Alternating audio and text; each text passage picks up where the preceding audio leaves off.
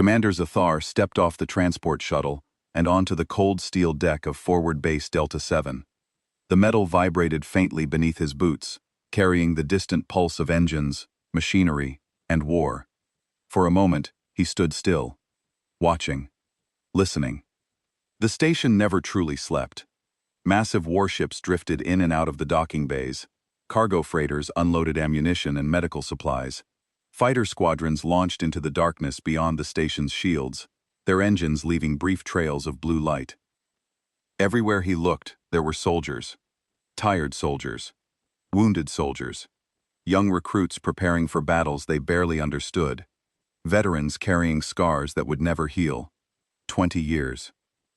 The war against the Devourers had consumed the galaxy for 20 long years. Entire star systems had vanished. Thousands of worlds had burned. Billions were dead. And still the enemy kept coming. Zathar had fought through nearly all of it. His broad shoulders carried more than armor. They carried 2 decades of battlefields. His dark crystalline skin was marked by countless scars, plasma burns, claw wounds, and fractures that had never fully healed. Each one was a reminder of a victory that had cost too much, or a defeat that had cost even more. As he watched the endless flow of ships crossing the station, a familiar feeling settled in his chest. Exhaustion.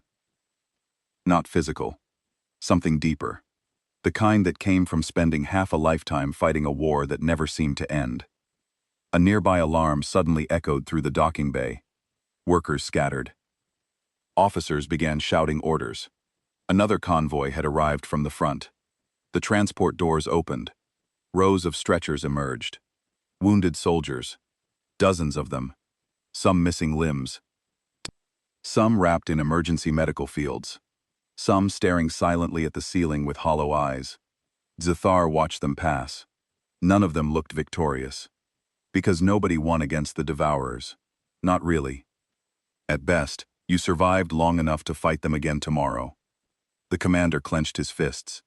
20 years of war. 20 years of retreating, rebuilding, and sacrificing worlds just to slow the enemy's advance. And for the first time since the conflict began, rumors were spreading through the fleet. Rumors about a new ally, a new species. A species that had joined the war only months ago. Most officers dismissed the stories as propaganda. Stories about impossible counterattacks. Impossible victories. Impossible soldiers. Zathar had dismissed them too. Until yesterday. Yesterday, an entire Devourer hive fleet had vanished. Not defeated. Vanished. And every report pointed to the same source. Humanity. As another transport descended through the station's shield dome, Zathar lifted his gaze toward the stars beyond. For 20 years, the galaxy had been losing. Now, for the first time in a very long time, Commander Zathar found himself wondering a dangerous thing. What if the humans weren't joining a dying war? What if they had come to end it? The Caloran officer was tired. His blue-gray skin showed scars from plasma burns and bioacid attacks. His large black eyes had seen too much death. He had requested this assignment to the monitoring station because he needed a break from the front lines. At least that's what he told himself. A short figure in a strange uniform walked up to him. The being had only 2 arms and 2 legs, and its skin was a pale pink color. It smiled, showing white teeth, and extended one hand towards Zathar. "Commander Zathar, I presume," the being said in perfect galactic standard.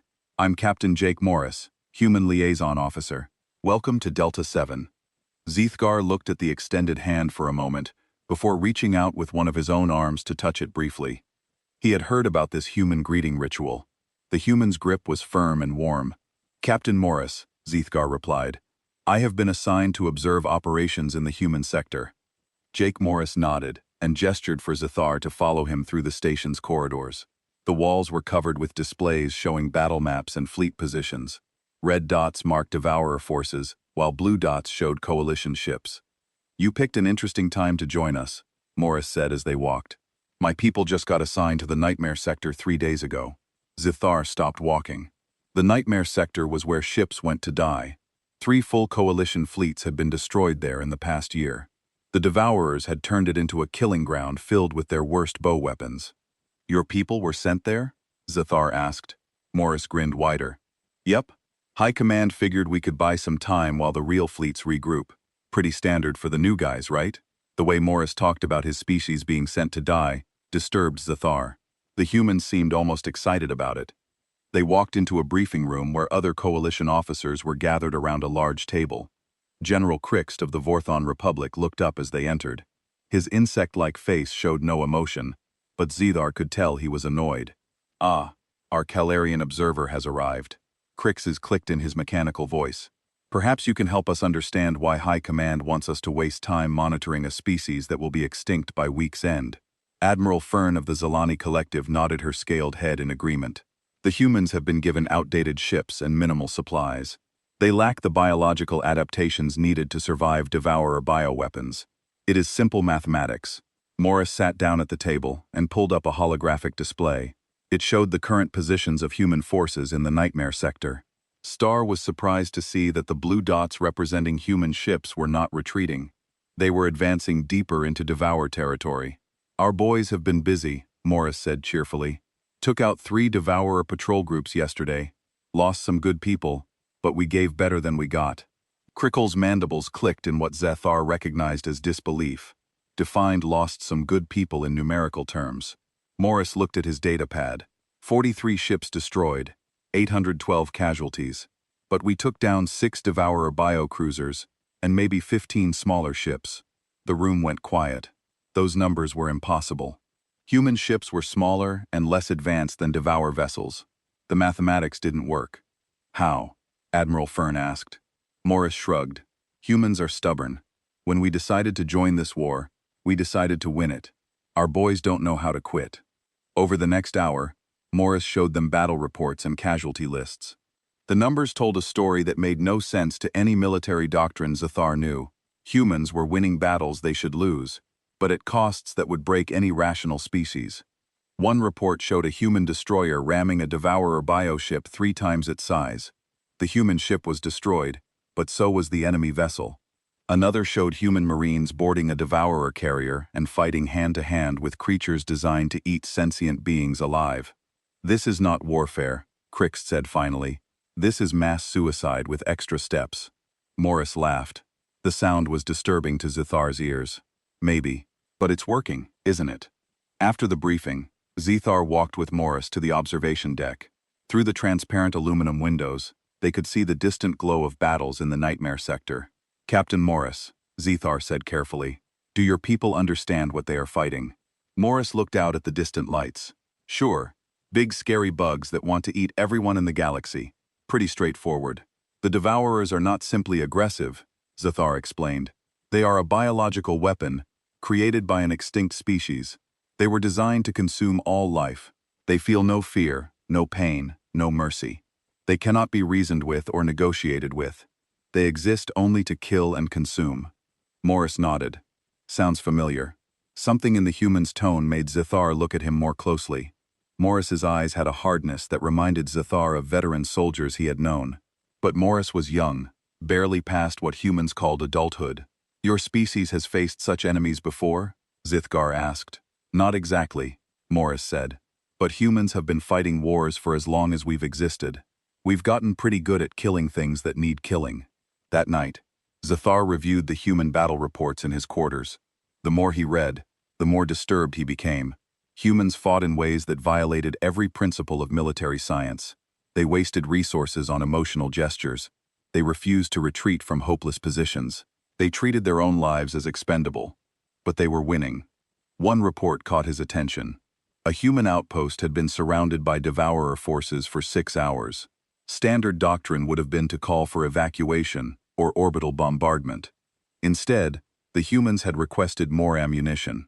The request had been denied due to Devourer air superiority.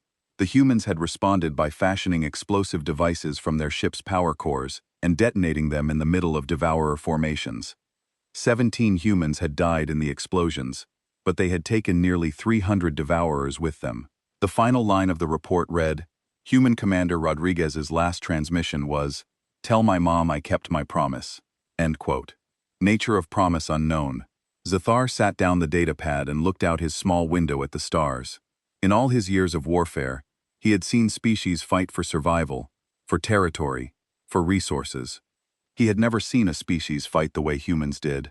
Tomorrow, he would request permission to visit the human battlefront. He needed to see for himself what these creatures were doing in the nightmare sector. Something told him that what he found there would change everything. He thought he knew about war. As he prepared for sleep, Zathar couldn't shake the feeling that the Coalition had made a terrible mistake. They had sent humanity to fight monsters, expecting them to die quickly and quietly. Instead, they had unleashed something that might be more dangerous than the monsters themselves. 3 days passed before Zathar received the transmission that would change everything. He was reviewing supply reports in his quarters when his communication device began making sounds he had never heard before. The signal was coming from the human battlefront, but the audio was wrong. Mixed with standard military communications, Zathar could hear what sounded like singing and screaming and laughter all at the same time. "This is Human Fleet Command to all Coalition observers," came a voice through the static. "We've had a good day out here. Really good. If anyone wants to see what we've been up to, now would be the time." The transmission cut off, leaving Zathar staring at his communication device. He had heard celebration messages before, but this felt different. This felt dangerous. Against his better judgment and direct orders from General Crickstall, Zathar made his way to the ship bay. He found Lieutenant Lisa Grant, a young human communication specialist, preparing a small reconnaissance ship. "You heard it too?" she asked when she saw him. Zathar nodded. "Your people sound different than they did 3 days ago." Lisa looked at him with eyes that seemed older than her face. "War changes people fast, especially humans. You want to come see what my boys have been doing out there? That would violate my orders," Zathar said. Lisa smiled, but it wasn't a happy expression. "Orders are for people who plan to survive long enough to get in trouble for breaking them." An hour later, their small ship dropped out of hyperspace at the edge of the nightmare sector. What Zathar saw made him question his understanding of physics. The space around the human fleet was filled with debris, but not human debris. The twisted remains of Devour biohips floated in massive clouds. Some were still twitching, their biological components dying slowly in the vacuum of space. The human fleet itself looked like it had been through a meat grinder. Ships held together with metal patches and emergency sealant drifted in loose formation. Several were missing entire sections. One destroyer had a massive hole through its center, but was still operational. "How are those ships still fighting?" Zathar asked. Lisa checked her instruments. "Humans are good at making broken things work. We've had a lot of practice." They received docking permission from the human flagship, a heavy cruiser called the UES Defiance. As their ship approached, Zathar could see that the Defiance's hull was covered in scorch marks and what looked like bite marks from Devour bioweapons. The docking bay was chaos. Human crew members ran back and forth, carrying ammunition, medical supplies, and body bags. Everyone was moving too fast, talking too loud, and working too hard. Captain Steve Murphy met them at the airlock. His uniform was stained with blood, oil, and something green that Zathar didn't want to identify. Murphy's eyes were bloodshot, and his hands shook slightly, but he was grinning. "Commander Zathar, right?" Murphy said, shaking his hand vigorously. "Great timing. We just finished our 3rd major engagement. Lost the Henderson and the Carls, but we took down one of their big boys. Thing was the size of a space station." Zathar looked around the docking bay. Half the crew looked like they should be in medical facilities. Many had bandages, burns, or mechanical prosthetics.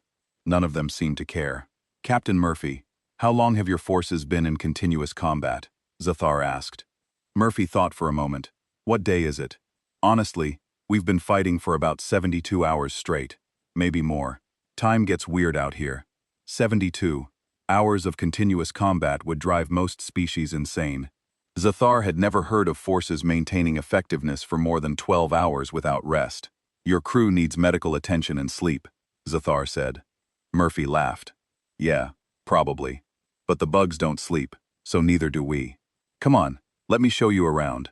As they walked through the ship's corridors, Zathar was amazed by what he saw. Human crew members were singing while they worked. Others were telling jokes while repairing critical systems. One group was playing cards next to a massive hole in the ship's hull, apparently unconcerned that only an emergency force field stood between them and the vacuum of space. In the medical bay, Dr. Amy Foster was treating a steady stream of wounded humans. She worked with calm efficiency, but Zethar noticed that she was operating with one arm in a sling. "Dr. Foster," Zethar said, "you appear to be injured yourself." She looked up from the soldier she was treating. "Took some shrapnel yesterday. No big deal. We've lost about 30% of our people in the last 3 days, so everyone who can work is working." She said this the same way she might comment on the weather. Zethar realized that 30% casualties would be considered a devastating defeat by any military he knew. The humans seemed to consider it a normal day at work. "Doctor, how do your people maintain morale with such losses?" Zethar asked. Amy smiled and returned to her patient. "Morale. We're winning, aren't we? Every ship we destroy is one less ship threatening Earth. Simple math." But it wasn't simple math. Zethar had reviewed the tactical data. The humans were outnumbered 10 to 1. Their ships were inferior. Their weapons were outdated. By every logical calculation, they should have been wiped out in the first engagement. Captain Murphy led him to the bridge, where Zethar saw something that would stay with him forever. The main screen showed footage from their most recent battle. A human destroyer, heavily damaged and losing atmosphere, was ramming a Devourer biocruiser head-on. "That's the Martinez," Murphy said proudly. Captain Rodriguez knew his ship was finished, so he decided to take one of theirs with him. Beautiful work. On the screen, Zethar watched the two ships collide in a massive explosion. Both were destroyed instantly, along with everyone aboard. "You celebrate the death of your own people?" Zethgar asked. Murphy's expression became serious for the first time. "We don't celebrate their death, Commander. We celebrate what they accomplished with their death. Rodriguez saved maybe 1,000 lives by taking out that cruiser. He knew it, and he made the choice. That's what humans do." In the ship's mess hall, Zethar met Private Danny Rodriguez, the brother of the captain who had died ramming the Devourer ship. Danny was eating with his left hand because his right arm was missing from the elbow down. The stump was wrapped in bandages that were already soaked with blood.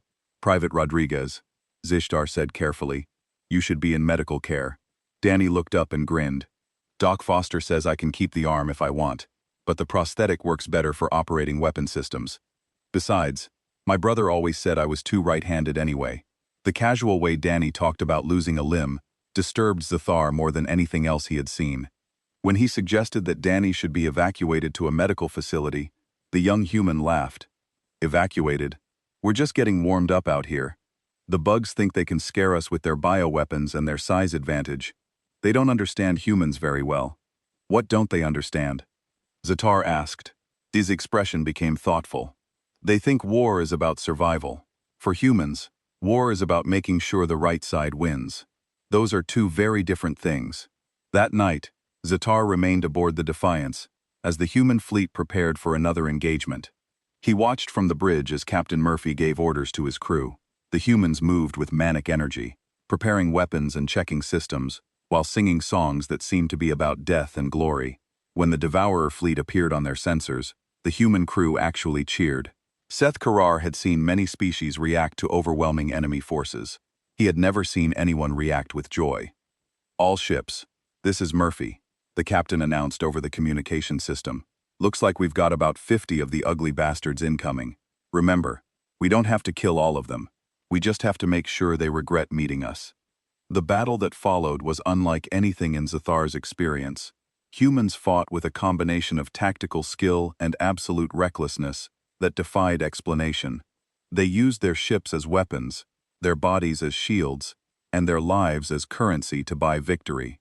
When it was over, 12 human ships had been destroyed, but 27 Devourer vessels were floating dead in space. The mathematics still didn't make sense, but the results were undeniable. As Zethar prepared to return to forward base Delta 7, Captain Murphy shook his hand one final time. "Thanks for visiting, Commander," Murphy said. "Hope we didn't scare you too much." Zethar looked at the young human captain whose species had just accomplished the impossible, while treating it as routine.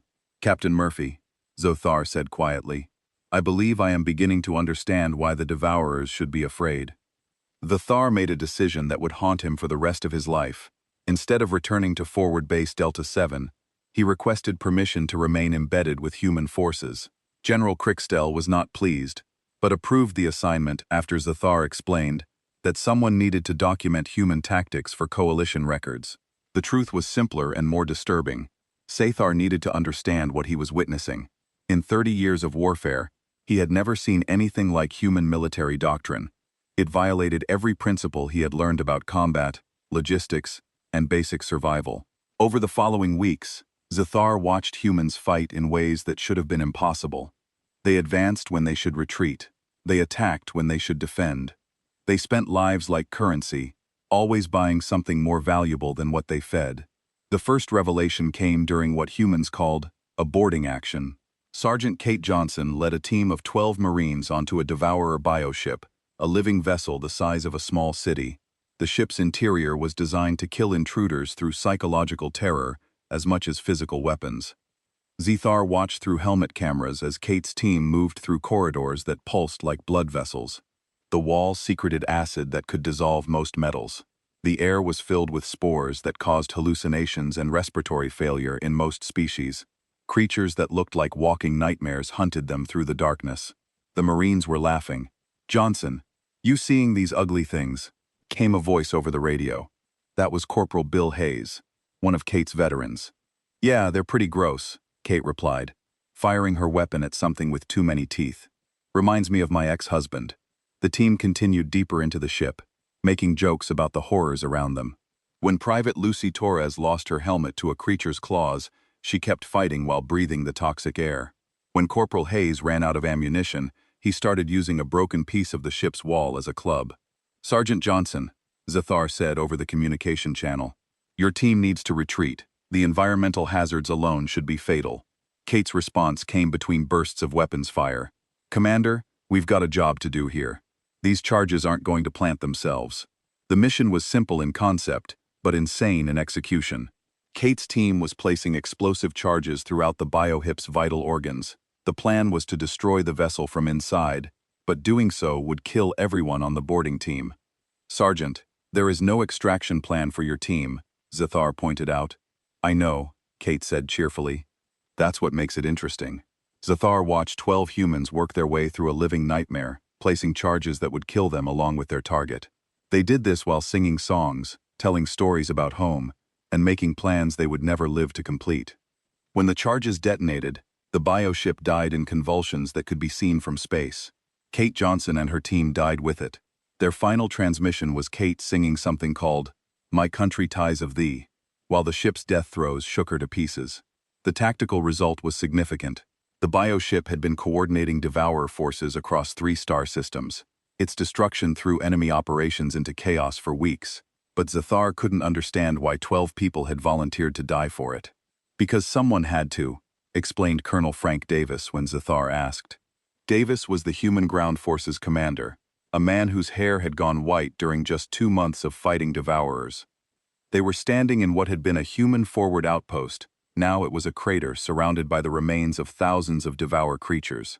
Lieutenant Paul Carter and 43 soldiers had held this position against a full Devourer assault for 8 hours. "Lieutenant Carter's final message is interesting," Davis said, handing Zathar a data pad. He knew they were all going to die. He knew reinforcements wouldn't arrive in time. But he also knew that every Devourer his people killed here was one less Devourer threatening the next outpost. Zathar read the message. It was brief and matter-of-fact. "Tell them we held the line.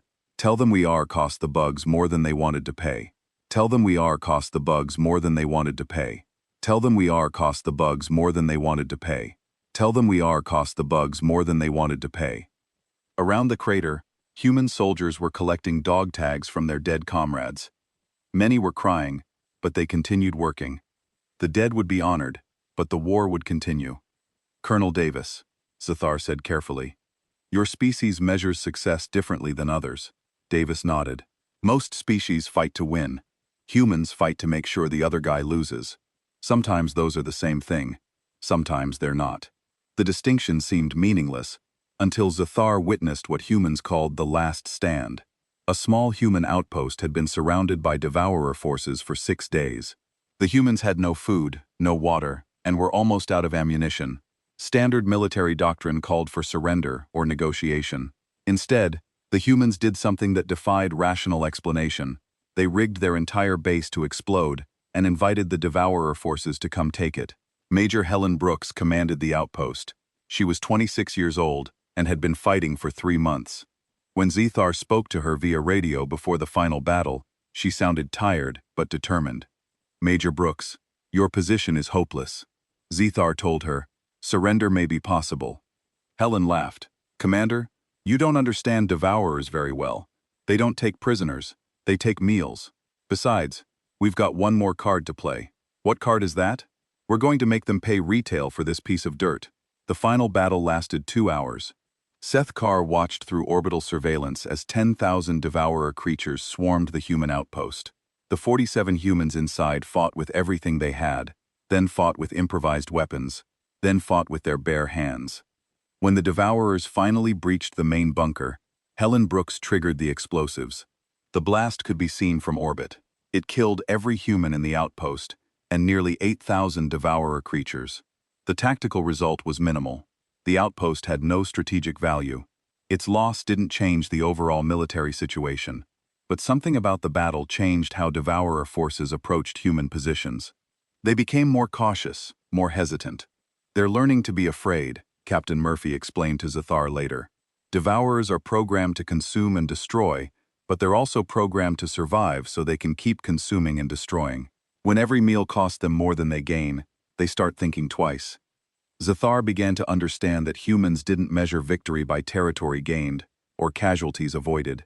They measured victory by the price they made their enemies pay for everything. This philosophy extended to every aspect of human warfare. When supply lines were cut, humans made their own ammunition from scrap metal. When ships were damaged beyond repair, humans turned them into weapons. When faced with impossible odds, humans found ways to make the impossible cost more than their enemies wanted to spend. The most disturbing example came when Zethar witnessed human reinforcements arriving. At a battle already lost, 3 human destroyers found themselves facing a Devourer fleet that had just destroyed a human convoy. The logical response would be to retreat and report the convoy's fate. Instead, the 3 destroyers attacked. Commander Sarah Kim led the assault, knowing her ships were outgunned and outnumbered. She also knew the convoy had been carrying medical supplies to human colonies threatened by Devourer forces. "All ships, this is Kim," she announced over the radio. "Those supplies were going to save lives. These bugs just killed a lot of people who didn't deserve to die. Let's send them a bill." The 3 destroyers fought like creatures possessed. They used ramming attacks, suicide runs, and tactics that would have been considered war crimes if used against other humans. When it was over, all 3 human ships were destroyed, but so was the entire Devourer fleet that had attacked the convoy. Commander Kim's people didn't save the medical supplies, Colonel Davis explained to Zethar afterward, but they made sure the Devourers paid the full price for destroying them. Next time the bugs see a human convoy, they'll remember what it cost them last time. Zethgar was beginning to realize that humans had weaponized their own willingness to die. Every battle became a transaction where humans offered their lives in exchange for enemy casualties. The exchange rate always favored the humans, because they were willing to pay prices no rational species would consider, but the cost was becoming visible in the human forces themselves. Soldiers who had been joking and singing weeks earlier now moved with grim determination. Their humor became darker. Their songs became sadder. They were winning battles, but losing pieces of themselves with each victory. "War changes people," Lieutenant Lisa Grant told Zethar one evening, as they watched human forces prepare for another engagement. "But it changes humans differently than it changes other species." "We don't break the same way others do. How do humans break?" Zethar asked. Lisa was quiet for a long moment. "We don't break, we just become more human. The scary kind of human that our own history books warn us about." That night, Zethar lay in his quarters, listening to human voices singing in the corridors. The songs were about home, about people they loved, about places they would never see again. But underneath the sadness was something that chilled his blood. After 6 weeks with human forces, Zethar began to notice changes that frightened him more than any Devourer weapon. The humans were winning their war, but something was happening to them that he couldn't fully understand. Major Helen Brooks had survived the destruction of her outpost by pure chance. She had been off base during the final battle, leading a patrol that found the Devourer approach route. Now she commanded a battalion of Marines, and Zethar watched her lead them into battle with something that could only be called fury. "Brooks, you've got 3 companies of bugs dug into that ridge," came the voice of Captain Morris over the radio. "Recommend we call for orbital bombardment. Helen's response was immediate. Negative. My people can handle this. Zathar watched through his binoculars as Helen's battalion charged up the ridge directly into devoured defensive positions. They didn't use cover. They didn't try to flank the enemy. They simply ran straight at creatures designed to kill them and started shooting. What followed was not a battle. It was something closer to a brawl. When the Marines ran out of ammunition, they used their rifles as clubs. When their rifles broke, they used rocks, sticks, and pieces of dead devourers. When they ran out of weapons entirely, they used their hands and teeth. This is insane, Zathar said to Lieutenant Grant, who was monitoring the communications. No, Grant replied quietly. This is what humans look like when they stop pretending to be civilized. By the end of the day, Helen's battalion had cleared the ridge. They had also lost 60% of their people. The survivors sat among the corpses of friends and enemies, many of them covered in blood that wasn't their own. When Zathar found Helen after the battle, she was sitting next to the body of one of her corporals. The young woman had been torn apart by devourer claws, but she was still smiling. She was telling jokes right up until the end, Helen said without looking up. Jokes about the bugs, jokes about dying, jokes about everything. Jenny always made people laugh. Zathar noticed that Helen's hands were shaking. Her eyes had a strange brightness that he had seen in other humans recently. Major Brooks, your people fought well today, Zathar said carefully. Helen finally looked at him. My people fought like animals today. The difference is that animals kill for food or territory. Humans kill because someone needs killing. The porn conversation was interrupted by Corporal Rick Hansen, one of Helen's squad leaders. Hansen had been with human forces since the beginning of their deployment. He walked up to them carrying the helmet of a dead Marine. Major Tony's gone, Hansen said. His voice was flat and emotionless. Triggered a grenade when the bugs cornered him. Took 6 of them with him. Hansen was smiling as he said this. It was not a happy smile. Hansen, you should get some rest, Helen told him. Rest is for people who sleep, ma'am. I haven't slept since Tony died. Every time I close my eyes, I see his face. When he pulled that pin, he looked happy about it. Hansen walked away, still carrying his friend's helmet. Zathar realized that the human was completely broken inside, but still functioning as a soldier. In fact, he seemed to be functioning better than before. Major, your people are showing signs of severe psychological trauma, Zathar said. Helen nodded. 60% of human forces are clinically insane by alien standards. None of them have requested medical discharge. You know why? Why? Because crazy humans are still humans. And humans finish what they start. That evening, Zathar witnessed something that would change his understanding of human nature forever. He watched a ritual that humans called the naming. Before each battle, human forces gathered to recite the names of their dead comrades. All of them. Every single person who had died since the war began. The list took over an hour to complete, and grew longer after every engagement. But instead of making the humans sad or afraid, this ritual seemed to make them angry. Furiously, dangerously angry. Angela Martinez killed defending Supply Convoy 7, called out Sergeant Williams. Present, shouted the assembled troops. Bobby Chen killed boarding Devourer cruiser in Sector 4. Present. Jennifer Lopez killed holding position at Outpost 12. Present. The names went on and on. Hundreds of them. Each name was followed by the word present, as if the dead were still there, still part of the unit. When the naming was finished, the humans sang their anthem. Not the official coalition war song, but something older and more disturbing. It spoke of death and glory, of paying prices and collecting debts. What is the purpose of this ritual? Seth Carr asked Captain Murphy. Murphy's expression was grim. Every name on that list is someone who died fighting these bugs. Every name is a debt the devourers owe us. We collect on those debts with interest. Zithgar began to understand that humans carried their dead with them into every battle, not as a burden, but as fuel for their anger. The full scope of human fury became clear when Zithgar met General Betty Walsh, the overall human commander. Walsh was 50 years old and had gray hair, but her eyes burned with an intensity that made Zathar uncomfortable. Commander Zar, she said when they met in her command bunker, I understand you've been studying our methods. Yes, General. I am trying to understand how your species achieves victory under impossible conditions. Walsh smiled, but there was no warmth in it. Would you like to know the secret? Humans learned warfare by fighting other humans. For thousands of years, We perfected the art of killing things that think like us, fight like us, and die like us. She gestured to a wall covered with historical images.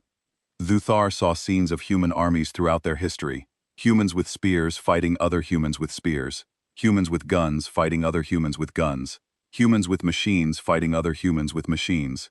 Every weapon we've used against the Devourers, we invented to use against ourselves, Walsh continued. Every tactic, every strategy, every principle of warfare we know came from killing our own species. What we're doing to the bugs is actually restrained by human standards. Restrained? Zathar asked. Commander, humans once built weapons that could destroy entire planets. We created diseases that would kill every living thing on a world. We developed tactics so terrible that we made rules against using them on each other. Walsh walked to a window that looked out over the human base. Soldiers were preparing for another battle, moving with mechanical efficiency. The Devourers think they're fighting a war, she said quietly. They don't understand that for humans, this isn't war. This is pest control. The conversation was interrupted by an emergency alert.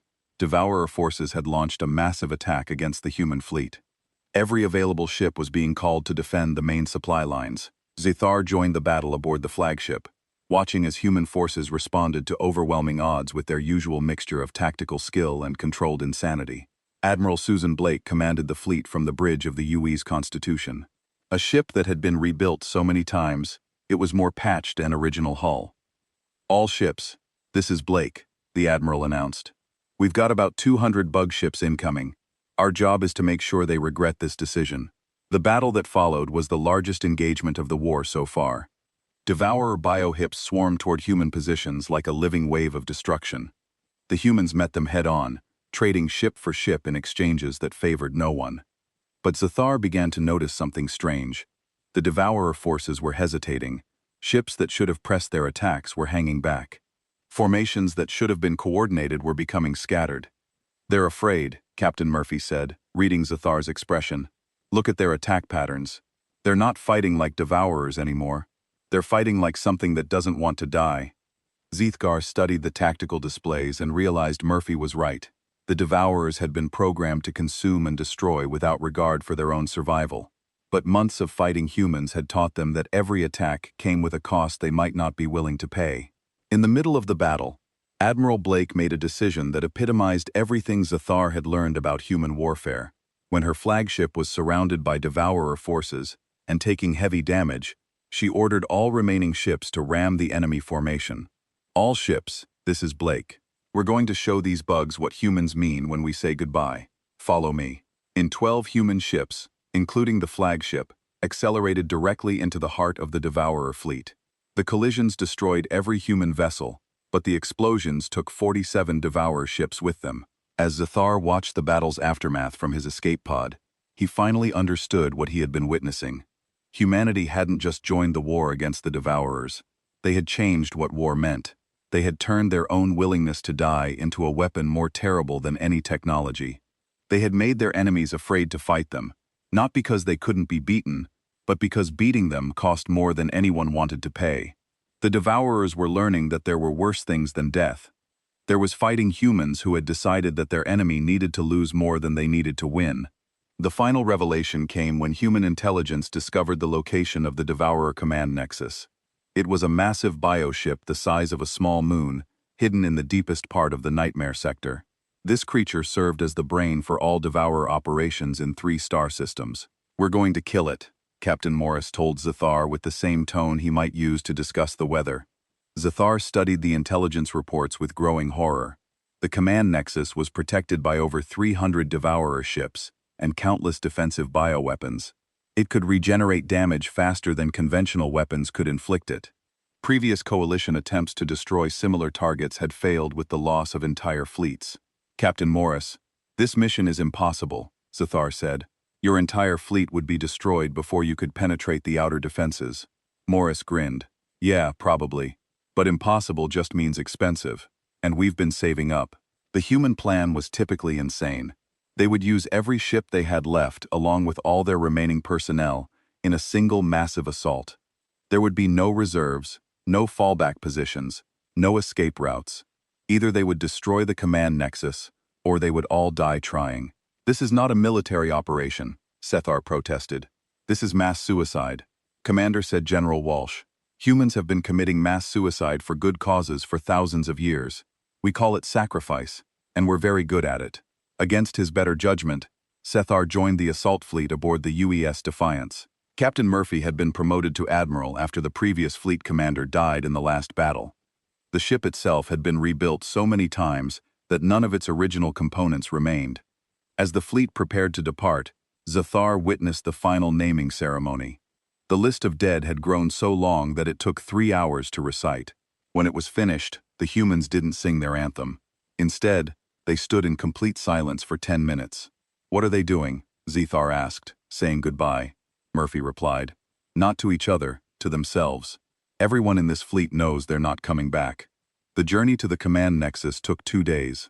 During that time, Zathar watched humans prepare for their final battle, with a calmness that was more disturbing than any hysteria.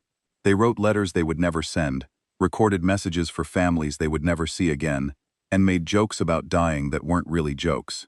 Private Sam Torres, who had lost his leg in a previous battle, spent his time teaching other soldiers how to make improvised explosives from ship components.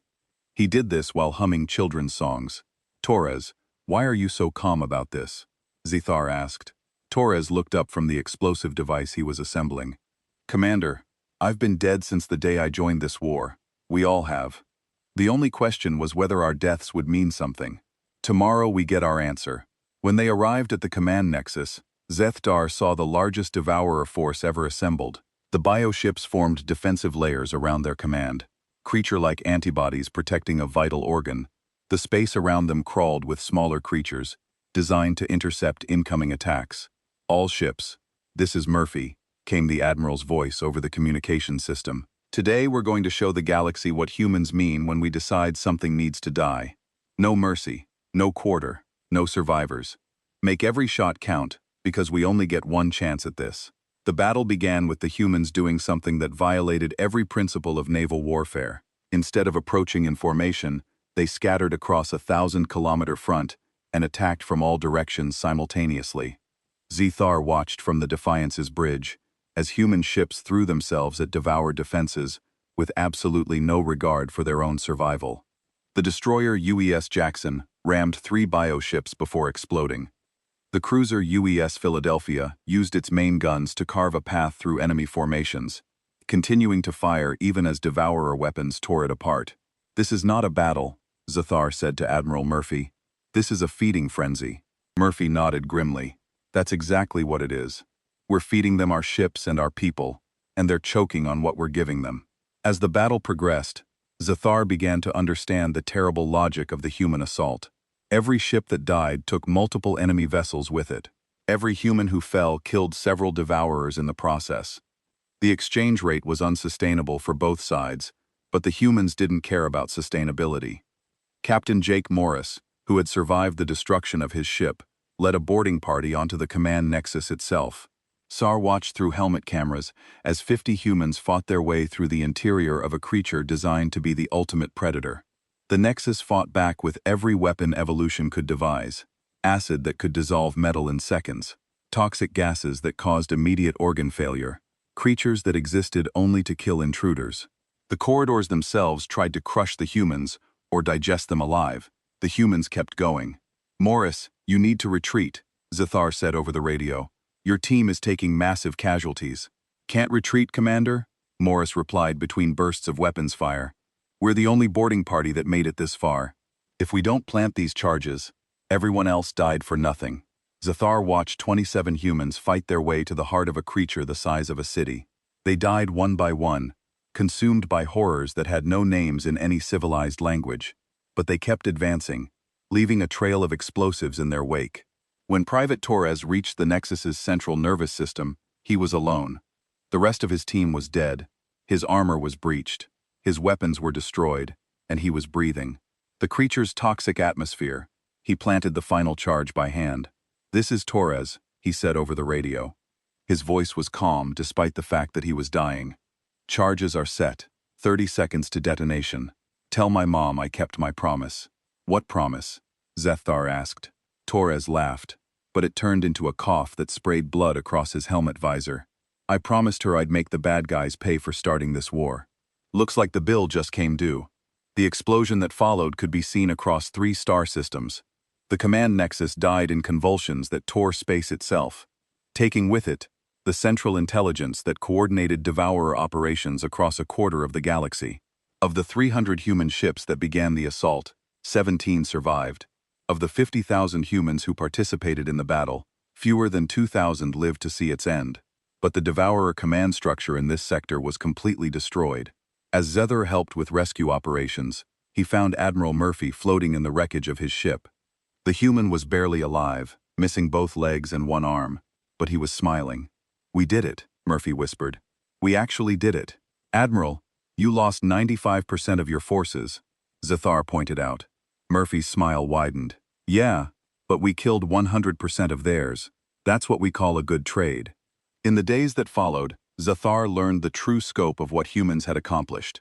Without the command nexus, Devourer forces across 3 star systems became disorganized and vulnerable. Coalition fleets that had been retreating for months suddenly found themselves facing confused, frightened enemies. But the victory came with a price that horrified even Zethar. Humanity had sacrificed an entire generation of warriors to achieve it. The humans who survived were changed, marked by experiences that would haunt them forever. When Zethar finally returned to Forward Base Delta 7, he found General Crix and Admiral Fern waiting for his report. They wanted to know how humans had achieved the impossible. "How did they do it?" Krekel asked. Zethar thought carefully before answering. "They didn't fight to win. They fought to ensure their enemy lost. They turned their own willingness to die into a weapon more powerful than any technology." "Are you saying humans are naturally suicidal?" Admiral Fenn asked. "No," Zethar replied.